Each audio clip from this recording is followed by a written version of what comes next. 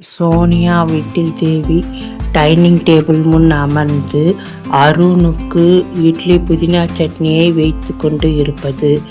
அங்கு வரும் சோனியா அவர்கள் கவனிக்காது போல் அங்கிருந்து வெளியேற முயல அருண் அவளை, ஏ பப்ளிமாஸ், மரியாதையா நில்லு, 2 இட்லி சாப்பிட்டு போ என்று கூற, அண்ணா நான் இன்னைக்கு டயட், அதனால் நான் சாப்பிட மாட்டேன் என்று அவள் கூறுவது.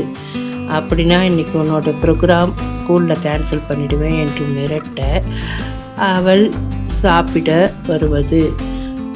சொல்கிறவங்க சொன்னாதான் நீ கேட்ப என்று தேவி அவளை பார்த்து கலாய்க்க, அவள் அம்மாவை பார்த்து ஒழுங்கெடுத்தவாறு இட்லியை சாப்பிட ஆரம்பிப்பது.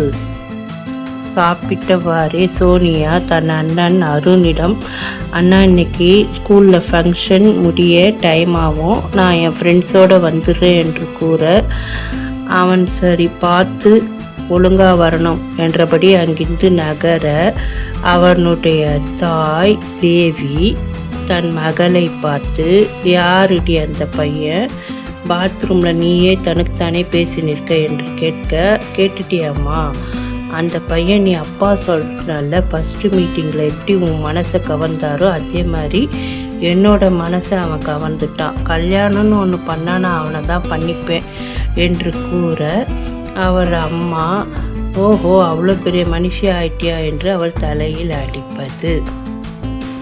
ஹாலில் சென்று அப்பா படம் முன் நின்ற அருண், அப்பா நீங்கள் நினச்ச மாதிரியே உங்களோட பொண்ணை நான் டிசிப்ளினாக வளர்த்துட்டேன், அவளுக்கு நீங்கள் தான் துணையாக இருந்து அவள் வாழ்க்கையை நல்லபடியாக நடத்த துணை இருக்கணும் என்று அப்பாவின் படம் முன் கண்மூடி நிற்பது. இத்துடன் இந்த பாகம் முடிவடைந்தது. அடுத்த பாகம் அடுத்த வாரம் சந்திப்போம் நண்பர்களே. நன்றி, வணக்கம். இந்த கதையை நீங்கள் படிக்க சாப்பிடலாமா சேனலை லைக் பண்ணுங்கள், ஷேர் பண்ணுங்கள், சப்ஸ்கிரைப் பண்ணுங்கள்.